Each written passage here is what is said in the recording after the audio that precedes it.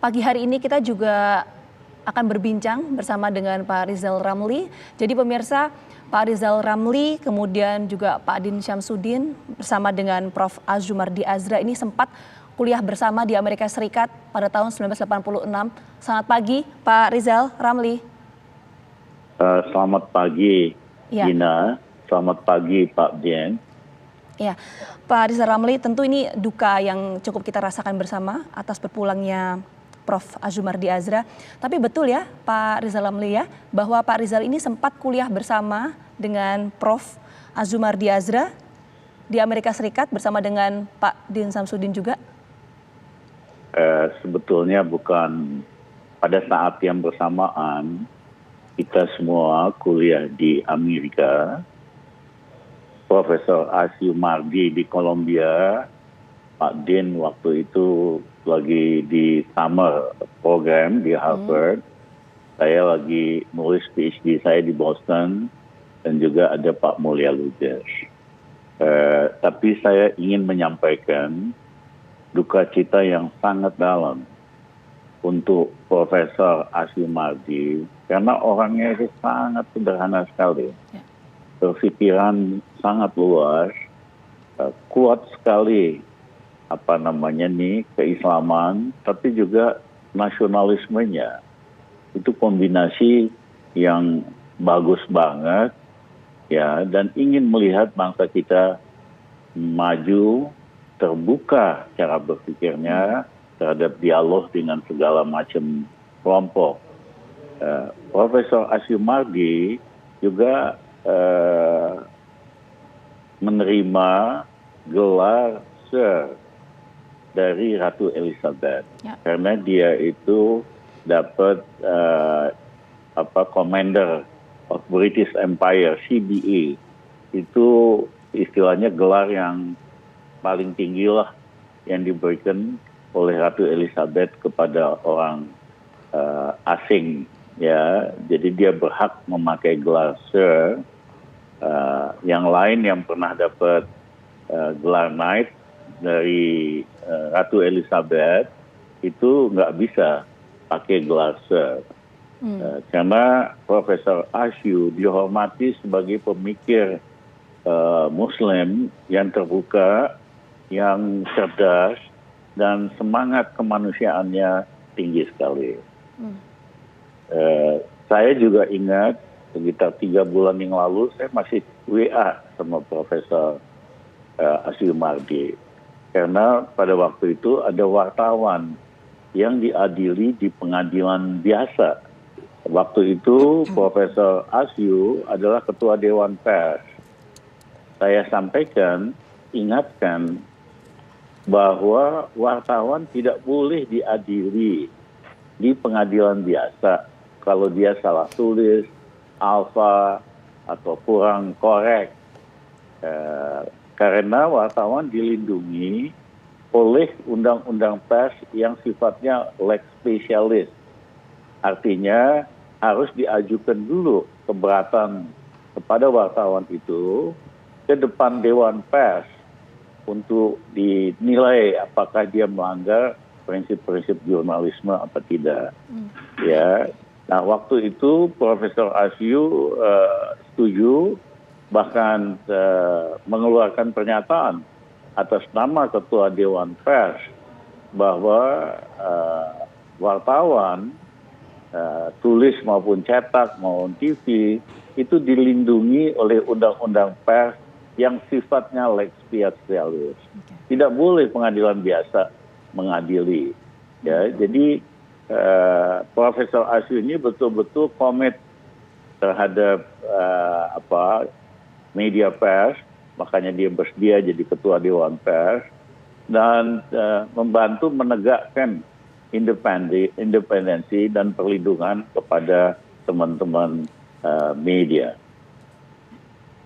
Ya, jadi cukup banyak sekali Pak Rizal Ramli peran dari almarhum Prof.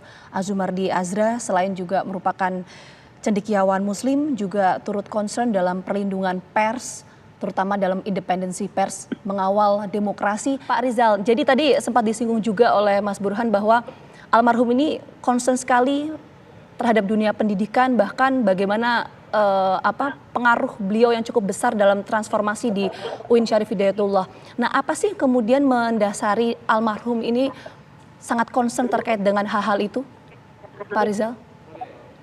Kalau kita lihat sejarahnya, beliau itu mahasiswa yang aktivis selama mahasiswa, tetapi bukan sekedar aktivisan, tetapi juga intelektual yang sangat terbuka terhadap ide-ide baru.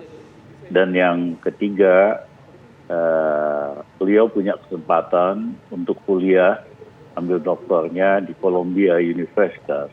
Itu universitas terkemuka di Amerika dan di Oxford. Jadi world view-nya sangat luas.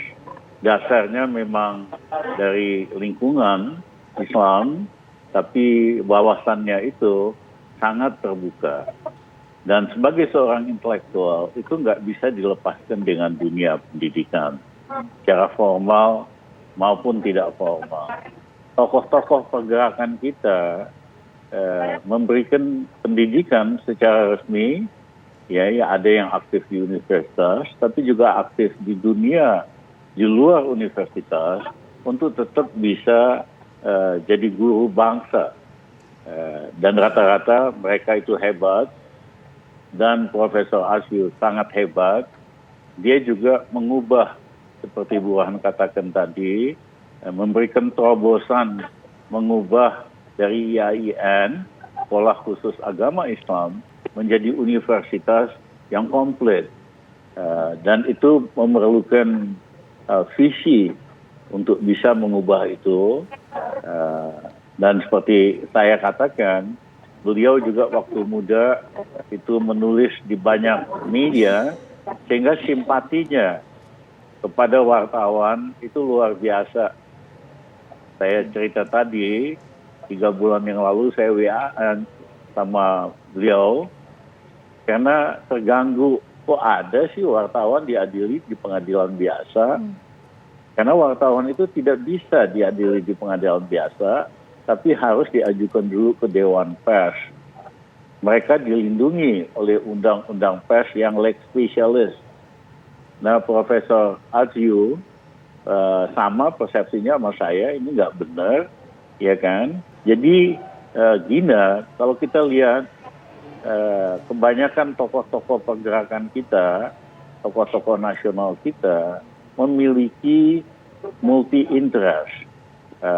Istilah saya itu manusia multidimensi, bukan hanya single. Dimensinya cuma satu aja gitu. Kalau jadi sejarawan aja, atau kayak saya ekonom doang. Ya, tapi kita terbiasa dengan sikap dan attitude intelektual yang sifatnya multidimensional, bahwa semua hal harus dilihat dari berbagai sisi sebelum menyimpulkan atau melakukan sesuatu.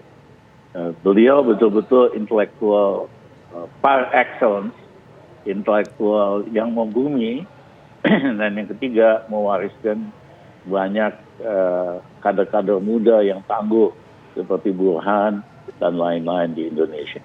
Ya. Bahkan tadi Mas Burhan sempat menyampaikan ya Pak Rizal ya, ada banyak sekali kader-kader dan juga pihak-pihak yang turut disekolahkan oleh almarhum. Ya, itulah karena dasarnya guru ya. Orang pergerakan yang benar itu jadi guru bagi bangsa, jadi guru di berbagai kesempatan, dan mendorong anak-anak muda maju. Ya, mohon maaf bukan hari ini. Ya, anak muda itu sering diadu domba oleh para pejabat, dikasih uang, organisasi dikooptasi. Ya, cobalah belajar dari pengalaman Profesor Aziu. Anak-anak muda malah didorong untuk berkompetisi, untuk berjuang di jalur idealisme. Bukan modelnya itu dikooptasi anak muda supaya terpecah jadi ini pro pemerintah dan sebagainya. Berikanlah kesempatan anak-anak muda kita buat maju, buat supaya dirinya lebih hebat, Dan Burhan tadi contoh bagus daripada apa yang pernah dilakukan oleh Profesor Azil. Oke, baik. Saya sendiri misalnya kirimkan anak-anak Indonesia paling pintar 27 orang buat sekolah S2, S3 di luar negeri hanya dengan modal network dan rekomendasi tanda tangan doang. Dan ternyata mereka hebat-hebat. Oke. Baik. Pak Rizal Ramli, terima kasih banyak sudah meluangkan waktunya untuk berbincang bersama kami di Breaking News TV One. Sehat selalu, Pak Rizal. Terima kasih. Salam Gina, salam Burhan. Terima kasih. Terima kasih kembali. Terima kasih, Bang Rizal. Pak Rizal.